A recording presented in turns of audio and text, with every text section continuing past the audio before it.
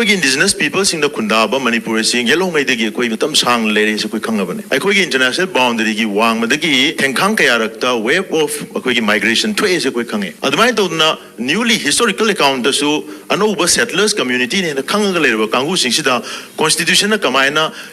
abruptly ꯍꯦꯛꯇ scheduled tribe grant ꯇꯧꯊꯣꯛꯏꯅꯣ ꯃꯈꯣꯏꯗ ꯀꯃꯥꯏꯅ indigenous people ꯒꯤ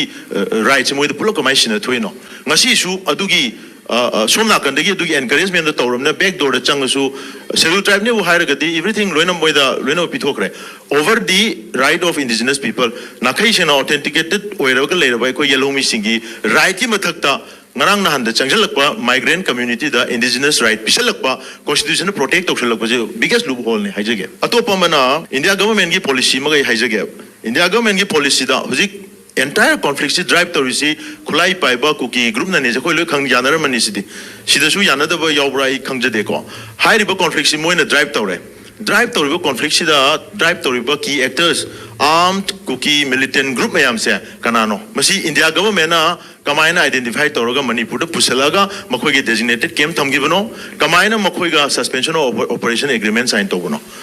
Foreigner, Burma the Popa, Burma the Chauba, Burma ki parliament represent over MP Amabu, armed group leader Moina, India Gamena, Manipur Puraga, Delhi the Puraga, Makuibu, legitimized to Wimaram Sekano. Sigi explanations in Dago and Shu PDF. Manipur the Toiba, Lainazik, Kadi, no, Karadi, Torpano, Idana, no engaged to Mutam, the Pyramid message. A quick experience that the historically Yangabu Koisi. India की constitution ना injustice समय हम चाहूँ तो रहे हैं बस इधर हम एक सेंगे सी injustice से कोई लेवल legislator सिंगना कम दो ना मसी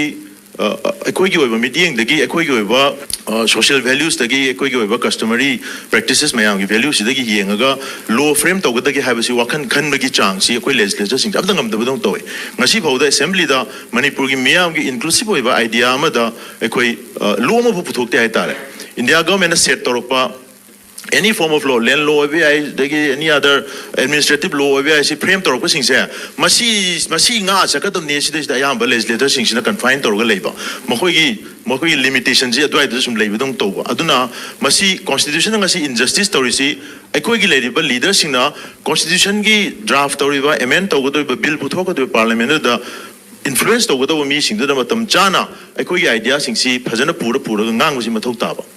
Madungang the Wagi, quite a make Lara Kudon Koi Hijagel. A quick indigenous peoples in the Khundaba, Manipur sing yellow Maidagi, Quavitum Sang ladies, a quick Kangavan. A quick international boundary Wang Madagi, THNGKHANG Kayada, wave of a quick migration to a quick Kangi. Admaitona, newly historical account so Anoba settlers community in the Kangalera, Kangu Singida, Constitution of Khamaina abruptly the settled tribe grant to Twino. Makoi the Khamaina indigenous people gi rights and with the Pulokamation Twino. Masishu, Adugi. Som Nakandagi do encouragement the Torum, the back door the Changasu, Several tribe never Hiragati, everything Luenam with the Lueno Pitokre. Over the right of indigenous people, Nakation authenticated wherever later by Yellow Missingi, right Matakta, Narangnahan, the Changalakpa, migrant community, the indigenous right, Pishalakpa, constitution protect of biggest loophole in Hijagap. Atopamana, India government policy Magai Hijagap. India government policy the entire conflict drive to receive Kulai Paiba Cookie group na nisa koi kang janara manisidi. Sidasu yanada ba yobrai kang jadeko. High river conflict si moina drive to river conflict sida drive to river key actors armed cookie militant group mayam se kanano. Masi India government na Khamaina identify Toroga Manipur Pusalaga Makogi designated came Tamgivano Khamaina Makoiga suspension of operation agreement signed Togono. Foreigner, Burma the Popa, Burma the Chauba, Burma ki parliament represent over MP Amabu, armed group leader Moina, India Gamena, Manipur Puraga, Delhi the Puraga, Makuibu, legitimized to Wimaram Sekano. Sigi explanations in Dago and Shu PDF. High river armed group Kunmangasi Manunda, Chum the Mitrama to a armed group Yauri. That is not an armed group. Adu the gang ni, Rambani. Ada Quena now Christmas Mayada.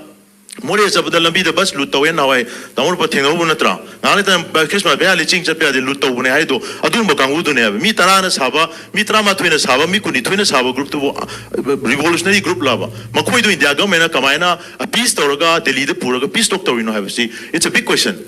Aduka foreign the originator and Union Home Ministry of Home Affairs na Manipur Chief Secretary the 2019 June the Chi Thangyan Boguiti Nupa say 1990 the Burma the MP OA matamda irang thokode ma Burma thado chelaga India da 1993 da change hai kamai to 1994 da foreign passport paira le mino kamai Indian citizen we mino explanation piu na Manipur ki chief secretary da chela hai adu response na Manipur government na haliber response ko pi ngon le loire moi I do ke thangyan pro ku thiu I le re there's an any justification no mamang chahi da sang ko nu pa ma da kamai na foreign passport pier mino aduna sigi pochi India government ki tongan ba akoi khange suspension operation tawudagi kuki armed group singasi counter insurgency operation da moi season bane so koi khange makoi si expendable forces proxy army when Indian army na Assam rifle season ye akoi khanga bane adu matamadu dadi miyam si phajana India government na Manipur government miyam si brief tawida banina akoi di kai khali civil society akoi di kai khali lalhulu khulai paiba langphang torom lutpa torom yam do peace talk toroga phajana kem da kai da thammani khulai loksal solonjan thammani haibina yam phaba sidi peace purang namne na koi ju khala leithoi ba but makoi di strategically whole akoi gi tampa area si koro question which is pura fortress sadana designated kem bam question la thamle me sumnagi counter insurgency operation season na ba adugi counter insurgency operation season na ba honaruba armed group mayam dunna ne bengasi separate administration ki separatist agenda pusalaga demand drive to raise makoi du legitimize toroga 2005 8 tagi pirakona 19 years mafam asin mo toning mo tohale Assam rifles in protection period mo loin in collusion toroga thabak tongminare ching side da madai di Burma da already hana dagi chanaraga labor culture makoi ki military base makoi no operate torbe area sing se illicit business mayam se dagi generate torpa tax dagi extortion dagi commission dagi lagu paisa jna operate to run to moi chana bineba adu chana bidune Manipur da introduce to se opium poppy pakak na tharaga side generate to buduna armed group sing se funded to bune si India go mena khang gana dum to galine aduna high river sigi yamna systematic oiba yeng mudadi mandaba sigi design ma yawna toroi pochi megi tanghong ki conflict to thwe akoi di khangdam ni na yong adu su ngaknang gi swaida mori adu su mamang da 2015 da kaida mite yum sing kuki sing na mai thabang hai ta attack to bolai gre adu ngala ga dum phagi adu mo be ni na koi di peace tong na ba stranded oira ga pallaga le ba kuki gi yam ra mi lising mapan tara do madu akoi na bus ta Assam rifle to koi sa yor mang tharaga akoi garin mang thar chalo so sam burdan tin birurim ne ada palla le medical sa ni pura la ni se da man di rang ge thuna lo shan na ba ama ku thajana sum khana chena thodi yaro na matam du lai mo leader sing unarim ne adubu hai ri ba mi hon be thabau so tang taruk te horoga tang drama thuidal loi tang drama thuidal loi dugi akoi na mathang kai doga ge leader sing unar wari sadi yaro na khana ri da kuki gi MLA sing na India gi prime minister akoi Manipur da akoi leibang amjaro mete na akoi roi ha ta na tale genocide tore akoi tongan ba separate administration bibiro na tang tai thuidi sithi ile na me ba that means it was premeditated makoi hana wakhan jin makok ta loina plan tor le ba moina ngangi ba koina haina bi mayam sidi circumstance create to buni moi gi demand do justify to na ba ngangu wanga ta ne ba hai ba adu gi argument da chongjan chongdan na koina nei na le ga di root cause to koi thi phangoi sigi issue se suspension operation se amtang control to se suspension operation the your militant sing samtang lakshan se adwai do da tang khai ma conflict sigi magi causes amadi effects tang khai man da ne ba nongwei si bulok thoki matam da kuki gi marak ta gi su sen voice miron ngang ba leba si bu nusi jaba samna ha ba Manipur gi han bagi constitution se matam da Manipur gi han bagi lenga ta paiti emna speaker oirim na tro tangkulam na minister oirim ni mete emna chief minister oirim ni mete pangan yorim ni adu amna inclusive oiba idea ma da pukhala ma ba leba ma da ngasi tongan ba ethnic identity gi narration ma lai si masi aspect ani da ne aduna hairi ba sigi por mayam je koi understand to bu change adu gi sen voice mayam to tholak pa change makoi singdu mapan tholak pa change ngaman ba change so na nongmai pa ga moi mayam na chingi jaga sing si control toction thamakan da moi marak ta gi khidang ba ma ngang je ge to bu da hat pa tu pa mai mai tha ba to bur to ram ni na kana na wangang bangam doi ba aduna adumai to na voice namda na tamaga conflict asibu drive toriba armed cookie group maruena narco terrorist group singsina masi drive torga satpina narco terrorist hai targadi huji India government na yoga thamiba suspension of operation le riba armed group kun manga se masini maside da maru leader UPF ke no na tramogi conglomerate group ani se UPF ki leader na thangyan pa guite foreigner Burma dagi lakpani habi home minister masan chithi iramni Manipur government da adu manupa adu ngasi su Manipur gi territory manungda magi designated camp magi territory magi administration pigani na hai se kari ground hai no habi si akoi gi legislature singna akoi gi miam na India government hangna dong ne adu ba do hanga kan da po to thokchara ka dong ne ba sona kan da PS hawkip ke no gi KNO की PS hockey मसासी Somnath track की Nagaland first settlement लोगे से ma'am लोग कंगे बेंग the थबक तोरो में कंगे अब दे crime चेना न नागालैंड थादो चुराचामपुर चेलगा लेरे हाने की लेरब KNO की लीडर दो KNO की लीडर हातवे हाल मतुंग मान प्रेसिडेंट उशलकांदा सिगी कॉन्फ्लिक्ट से ड्राइव तोरे मा मसाने इबल लाइरिकता लिबान संग की दामो कोई डिस्कशन तोरे नत्रा लिबान संग की आइडिया पुशलगा एक्सेप्ट कुकी नतना कुकी कांगू नतना अतोप कांगू मत लेमिनदना तखायरगा अतोप कांगू तखायरा कोई टेरिटोरी सिक्योर तोरगा कोई होमलैंड सेमगदबने ऐसे लाइरिक तमाने विजन डॉक्यूमेंट हाप ले माना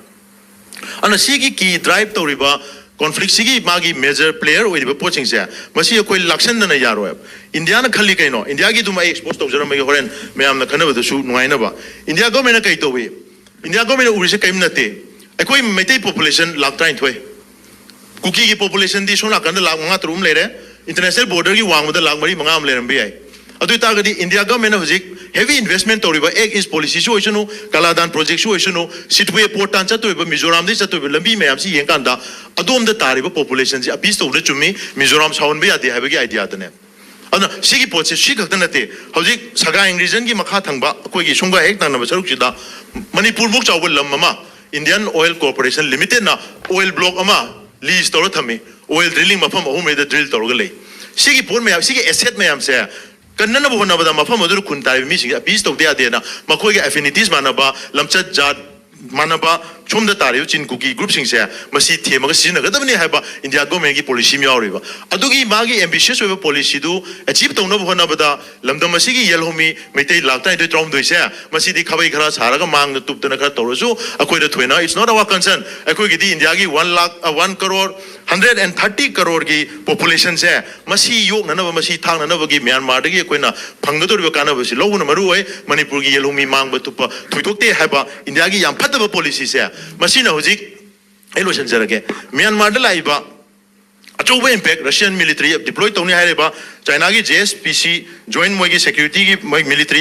डिप्लॉय तौरकनी हाइरेबा बांग्लादेश की एग्रेशन लाइबा सिगी पोर्ट में आपसिना मणिपुर द सुसोय सोयदना इम्पैक्ट अमा मु लानी हाइबसिमदि कोई सिदी सुसोय सोयदना लागद पोर मनि लाकदब नेक्स्ट 6 months or 1 year दा सुसोय सोय थोकनेबा इंडिया गवर्नमेंट सिगी पॉलिसी से तौगेसु तौ बट मणिपुर की मियाम की येलहोमी की सिक्योरिटी पॉलिसी दी इंडिया गवर्नमेंट करी लेगे हैबसी इंडिया गवर्नमेंट फजन पुथोप ngam तारगदी इंडिया गवर्नमेंट की एनी काइंड ऑफ मफम असिदा म्यांमार रिलेटेड पॉलिसी मैम से अखोगी लेजिस्लेटर सिंगना अखोगी लेंगापो सिंगना अखोगी मियामना मसी थिंगननबगी थबो पैकट पंदना कोई हिंगनबे पांबे लेते नत तारगदी सेकेंड वर्ल्ड वार दा अखोई मरी सुले लेदना अखोगी बोम खुदिमा अखोगी Imphal मनुंग the Pukhri तौरिबा bomb ma'am से सुमाइ तौना हंदक सुमु लाकदोबा अनोबा लान असिदा कापकदोबा तौरकदो पुनमक से अखोगी सुमांग तक लोई तार कोई लान काय चेन बिफिम लेनी मसी इंडिया गवर्नमेंट अखोगी सिक्योरिटी पॉलिसी पुथोकपियो मदु पुथोकतना मखाताना थोक सतब यारो हैबसिसु हाइद्रगदी कॉन्फ्लिक्ट से ड्राइव तौर चलिसे दुगी दमक्तनी फॉरेन हेल्प म्याम खुथिंगन नुआइनबा मखोइना प्रोक्सी तौबा याननबा खुथिंगन बपोनी अदुना PDF के केम मणिपुर मनु हांगलिबा हनक होम मिनिस्टर ना मणिपुर गवर्नमेंट दा किलोमीटर 10 की बफर पियु ना हाइगलेसे कइनोदा मिलिट्री हुंटाई मायोक्ता लानका पिबा इथने ग्रुप में दो इंडिया गवर्नमेंट सपोर्ट तौई मधु सेंचुरी लोहलिनी मिलिट्री तखाइरे मणिपुर इंडिया मुंग चेंजल लोलनबा अरे खुलाई खुलाई पिरों चल लानो कापनबा अदुई बफर सेम ननबगी दौतनी मणिपुर गवर्नमेंट दा किलोमीटर 10 बफर पियो हाइसे सिगुम मैम से कोई तुमिन सुम येंग लेरगदी लेबाक सिदगी तोखाइना लेबाक सेम गेन लम मे बेक्थो फक्तोइबा चिनकु की आर्म मिलिटेंट ग्रुप मैम की असोम नाकंद लेरो फोर्स अदुगा लौथुनरगा चंगजलक पोचे इंडिया गवर्नमेंट ने सुम पेथोक लेरगा अखोई